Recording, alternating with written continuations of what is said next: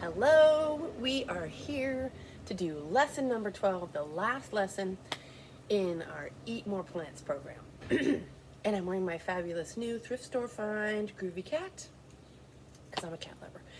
Anyways, as always, we are going to answer a question. And this question today has two parts. And that is, what have we learned so far? And how can I get started in making changes to help our planet? So, what have we learned so far? I am going to review this in two ways, one with words and one with art.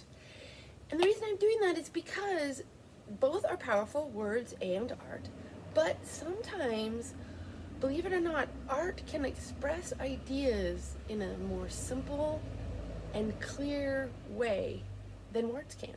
And you probably know this from seeing our artwork. Okay, so lesson number 1, climate change. Our question was, what is climate change?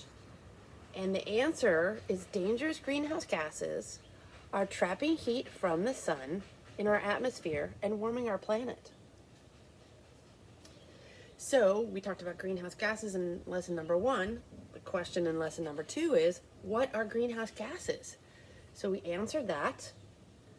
There are 4 main types of greenhouse gases: CO2, methane, nitrous oxide, and hydrofluorocarbons. They come from all different sources, ranging from gas-fueled cars to cow burps. And they have dramatically different global warming potential. Okay, so that's lesson number 2. Lesson number 3, what's the rush? Why do we have to address this problem right away? And the answer is the albedo effect, which is that light-colored surfaces reflect light and heat. Dark-colored surfaces absorb it. So global warming is melting our reflective surfaces, snow, our polar ice caps, and creating an exponential downward spiral. So we have fewer and fewer reflective surfaces on our planet, resulting in an increasingly hot planet. All right, what was next? Lesson number 4. Our question was, what can I do today as a kid or as a person that has the most impact? And one of the most important things an individual can do is eat more plants, because plant production creates dramatically less greenhouse gases than animal production, which you can see here on this bar chart that is showing how many pounds of CO2 per serving of these different foods. All right. Okay, so naturally, if eating more plants is what we say is the most impactful thing to do, the next question would be lesson number 5. And that question is, why does eating plants help the planet? And we answered this in 3 lessons. So the answer to this question has 3 parts. So part 1 is energy transfer. Basically, as you move up the food chain, your food has less energy and takes more energy to make, which results in more greenhouse gas emissions. So we have our fabulous food chain energy transfer mobile. And when I say as you move up the food chain, as you go up, this is plants, these are animals and animal products, this takes more energy, and these actually have less energy when you consume them. All right, so that's part 1.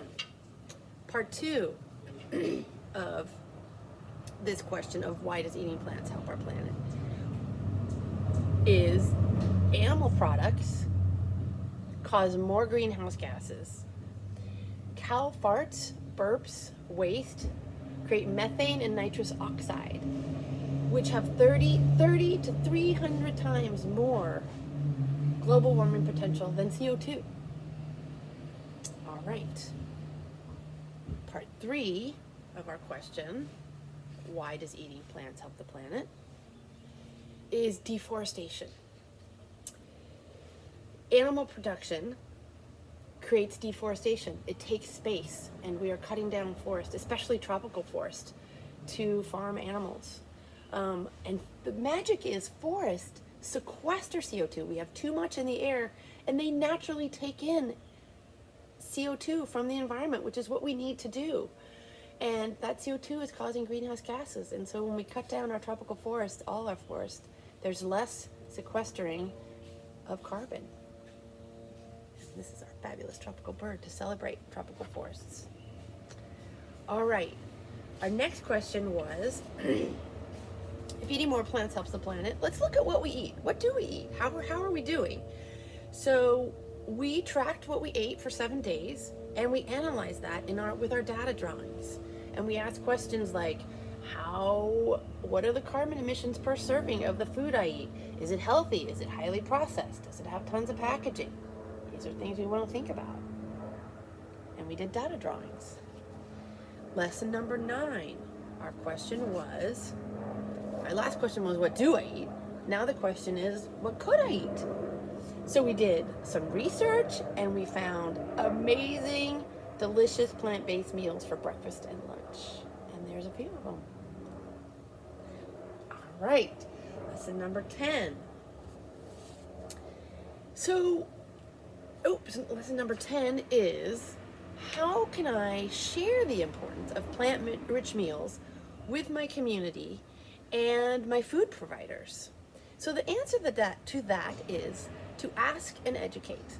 So ask for more plant-rich meals, and then share why it's important. Share why it's important on social media, by creating art, by having person-to-person discussions, and yeah. So let's go to the asking part. So on the asking part, before you ask someone to provide you or do something for you, it's always a good idea to offer something, offer what you're going to do, or offer a gift first. And then they're more likely to help you out. So what we did with lesson number 10 was we created paper mache fruits and vegetables that we could offer as a gift to people we were talking to or food providers that we were going to ask for help. And here is a basket of all our paper mache fruits and vegetables. Fabulous carrot, mushroom, radish, banana, some asparagus, and watermelon. All right, now lesson number 11. Our next question was, how can I change my eating habits? I was trying to change my eating habits and struggling. So we did a lesson on habit loops, and you can change your eating habits by creating new habit loops and changing the neural pathways in your brain. So cool. And these are our habit loop hedgehogs. All right, and that leads us to lesson number 12, which we're doing today. And lesson number 12 is, what have we learned? We just reviewed that. There's so much we've learned. And then the next thing is, how can we get started? Has 2 parts. One is a 7-day Eat More Plants challenge, which I'll scoop you on in a moment. And 2 is continuing to create art that educates, like these fabulous plant-eating creatures that have mottos that share everything we have learned. And that's our lesson number 12. Here is a written review of everything we've learned in case you want or need that.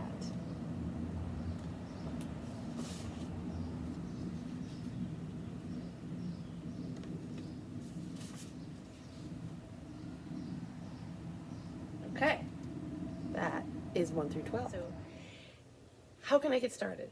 All right, there's 2 parts to that. Part number 1 is take the 7-day Eat More Plants challenge. So I have a review of it, and I explained it in words and pictures. And it's pretty straightforward. So make a plan. Create a chart that has Monday through Sunday across the top. And then I put 2 rows for each meal. So I did Monday through Sunday for breakfast, what I actually planned to eat. And then I had a row underneath it that was empty, so I could say what I actually ate and what actually happened. So Monday breakfast, what actually happened. Monday lunch, right in here, then what actually happened. So at the end, I could go back and see where the hiccups were and what the problem was, so I can solve that problem and move forward with eating more plants. Do some research, talk to some friends, get ideas. All right, then before you start, you want to think about, are there any habits that I'm going to need to change to be successful? Am I going to need to start cooking breakfast in the morning? Am I going to need to pack my lunch instead of getting it to school? Is that a habit? What habit might you need to change? So think about it and create a habit loop hack. Next, you want to prepare. You want to review the cafeteria menu for the week and see if there's any plant-based meals that you want for lunch. And then you need to decide, look at what your plan is and just make a grocery list and go shopping and get the food that you need, that you'll need. This is the fun part. Get a partner. It's always more fun when you do something with somebody else. So get a 7-day challenge partner. Talk to your partner and decide together what you can do to support each other during the 7 days. Do you want to send each other encouraging texts? Maybe you share recipes in the planning stage. Maybe you plan on a daily check-in chat, and every day at lunch you check in and see how the other person is doing. Step number 5, eat more plants and save our planet. It's pretty straightforward. But remember that this is not an all or nothing deal. Every single meal counts. So if you don't follow your plan completely, it's okay. Every single meal counts. And it just takes a little planning and perseverance, and you can do this. All right, so that's the 7-day challenge, which is part 1. Part 2 of how can I get started is our art lesson today. So how can you get started is continuing to make art that educates. And today we are going to create a drawing that will be our motto or our icon for the Eat More Plants program. And no, it'll be our mascot or our icon for the Eat More Plants program. And then we will create a motto that goes with that. And we're going to do that with drawing and using our imagination. All right, we are going to need some supplies to create these amazing, fabulous plant-eating creatures. You are going to start with an 8.5 by 11 sheet of drawing paper. It doesn't have to be drawing paper, but it would be great if you have it. A pencil, because we're going to do a complete rough draft first. Then a black felt tip marker, because at the end we're going to overwrite the whole design. And last but not least, you need inspiration. You need ideas. So let's talk about that. I usually always take a moment to do that. You want to fill the well. You want to look out from the outside world and fill your brain with ideas and visual images. Then inside, your creativity mixes those images up, and boom, that's where the magic happens. That's where you come up with the new ideas. So I'm going to give you some research, but you can do some on your own too if you'd like. That said, if you have it right now without any research, without any inspiration, you've got what you want to do, go for it, get started. But for me, sometimes too much thoughts, too many things is overwhelming and I just get frozen. So I'm also going to give you some parameters and steps that you can use to make it clearer and easier to get started. Okay, so step number 1, for the body of your plant-eating creature, you might want to choose from 5 basic categories. You might want to choose an animal, a plant, fruit and vegetable, insect, or fantasy creature like dragon or fairy or something like that. So you pick 2 of those, and you're going to say, those are my basic body inspiration. Like I chose a reindeer and a radish, or a snail and a pumpkin. So you choose 2. Then you're going to think of what other features can I use that'll make this creature fun and interesting. And that might be roots, it might be arms, it might be antenna, it might be claws, it might be wings, it might be a shell, it might be fins, who knows what. And then last, you're going to think about texture or pattern you might want to put on your creature, inspired from animals or fruits and vegetables. So it could have stripes like a zebra, it could have seeds like a strawberry, a lot of different ways to go there. So of course, I made a cheat sheet because it always helps to have reminders. So here's a cheat sheet, and this is a list of, you're going to pick 2 of these for your body inspiration, and then here's a list of a whole bunch of different other features you could add, and then here's some ideas of patterns. So there's your cheat sheet. So let's take a look at what these might look like once we do pick the 2 for the body, we add features, and then we add pattern. So here, of course, I did some examples. This is my Collie dragonfish, inspired by cauliflower and a dragonfish. And you can see here is my motto: join the plant eaters and save the planet. Here's my next one. The 2 things I picked was a snail and a pumpkin, and this is my snailican. And then I added some features like vines that have mouths on them. And my motto is, be a plant-eating creature. We reduce climate change. And then last but not least, my example, a radish and a reindeer. This is my rain-dish. And you see the texture I used was inspired by a strawberry. And my motto is, plant eaters can save the planet. Become one. All right, so now you've got some steps to follow. I'm going to move forward and give you my inspiration sheets. So I took inspiration from Pokemon type characters, for one, for just thinking about how I would put those 2 basic body things together. So I found some fun Pokemon creatures. And there they are. I don't know if these are actual Pokemon creatures, but they're Pokemon style creatures. So I thought those were very inspiring to me. And then next, for the second part, which is additional features, I have all these interesting images. These are some images of wing styles.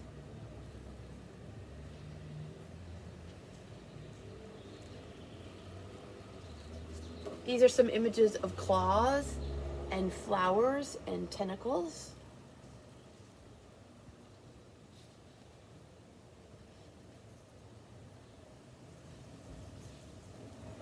These are some images of branches and leaves used to create interesting creatures.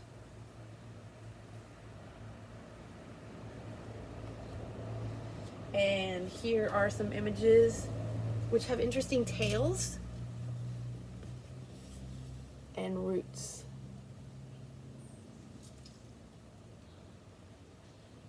So that is a lot of amazing inspiration, right? So many cool ideas.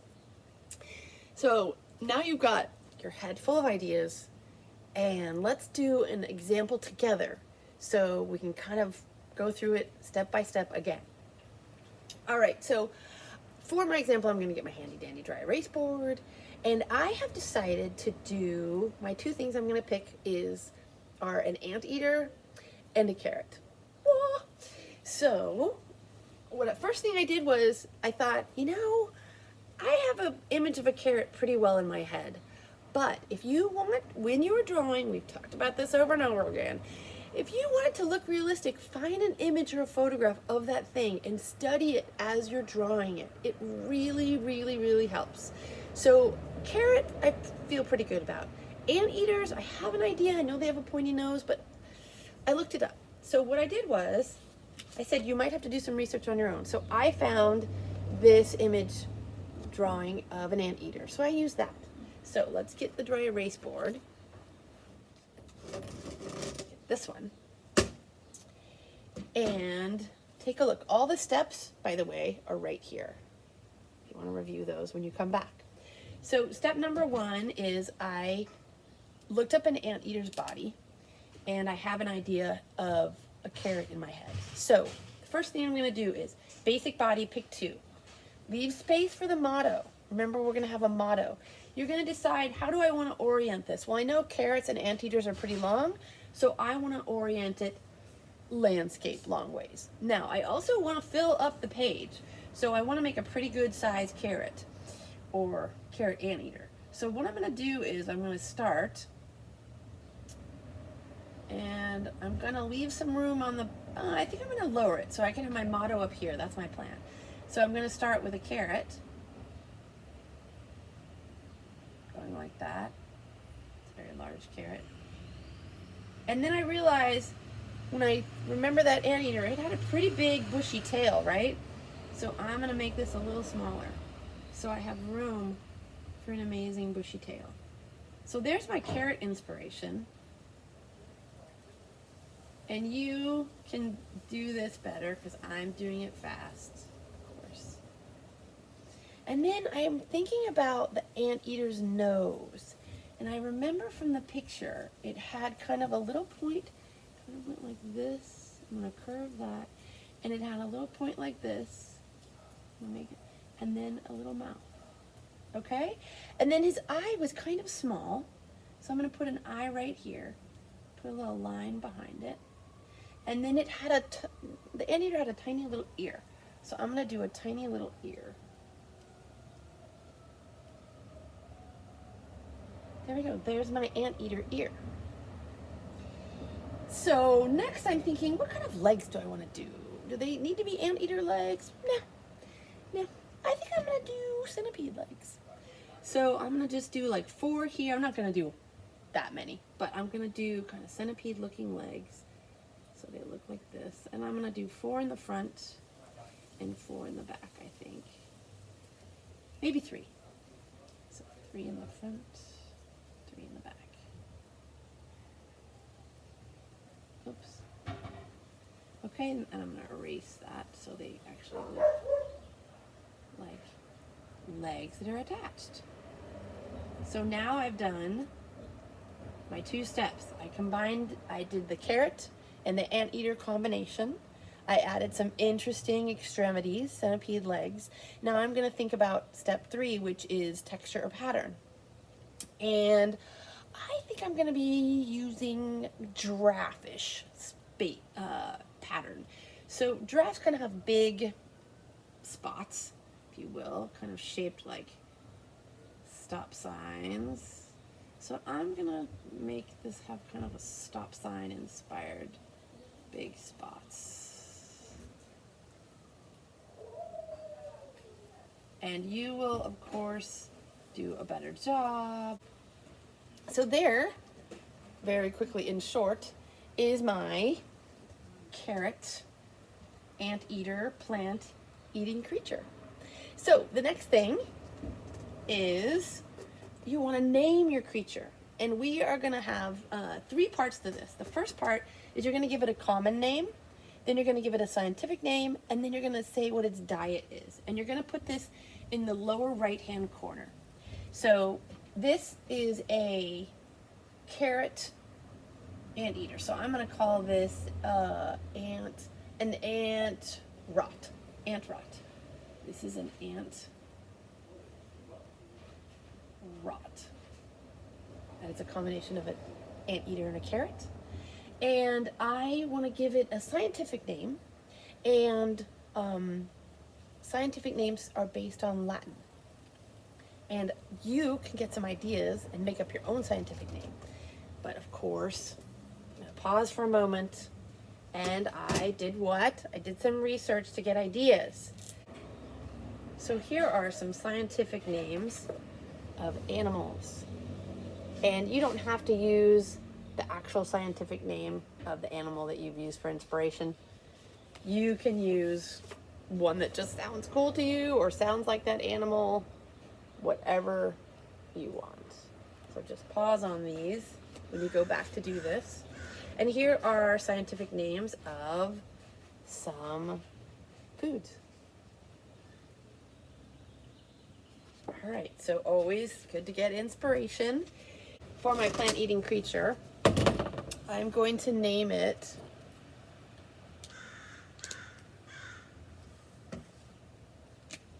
Ant Rosiphius. Anti Rosiphius. And guess what? Because you're making it up, you can't spell it wrong. Ha ha ha. And then you're gonna put what the diet is. And I'm gonna say herbivore, so all of them should be herbivore.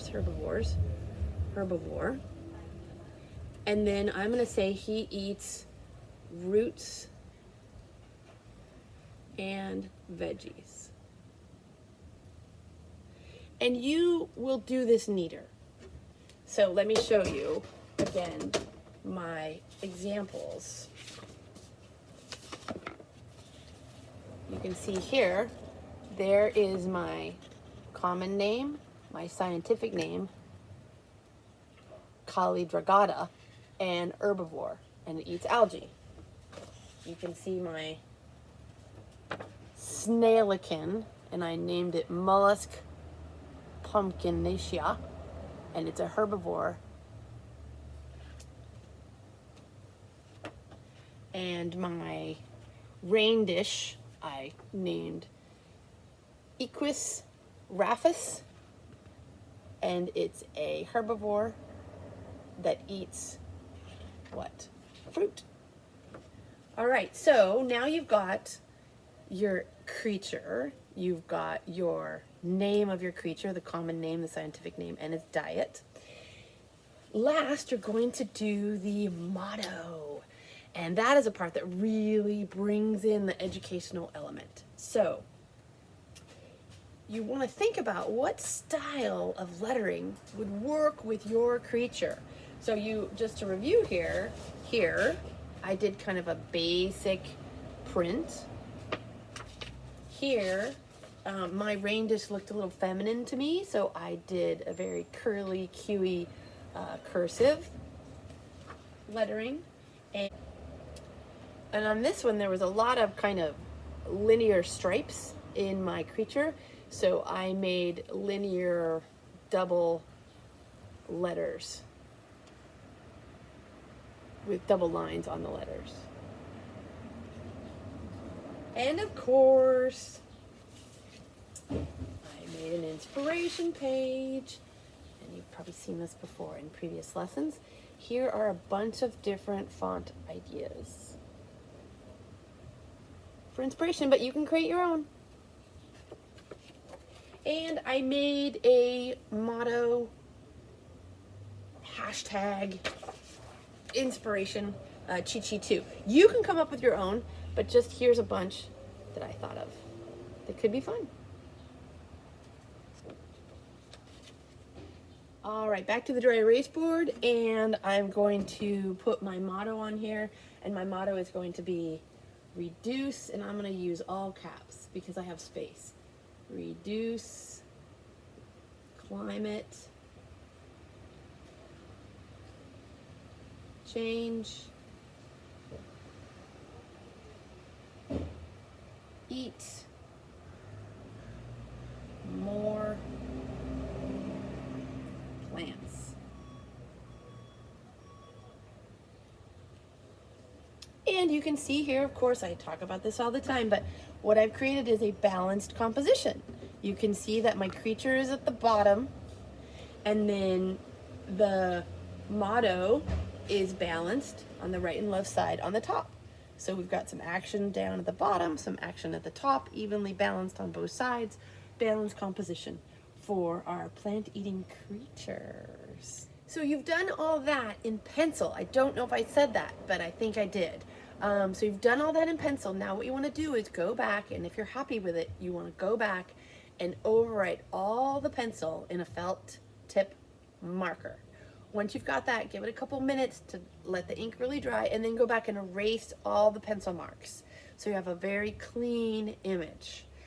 So you're done, but now you've got your art and you want to use it to educate. So you can post it on social media, you can take a picture of it and text that to a friend, you can exhibit it in the classroom, maybe in the cafeteria. I am going to get an iron-on transfer sheet and put it on a t-shirt so I can wear it, and maybe people will ask me about it, or I might put it on a cloth bag. Anyway, so use it to educate. So that's lesson number 12. So what parting thoughts might I have, since this is the end of the Eat More Plants program?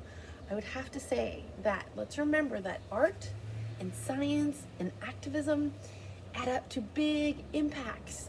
So let's eat to save the planet.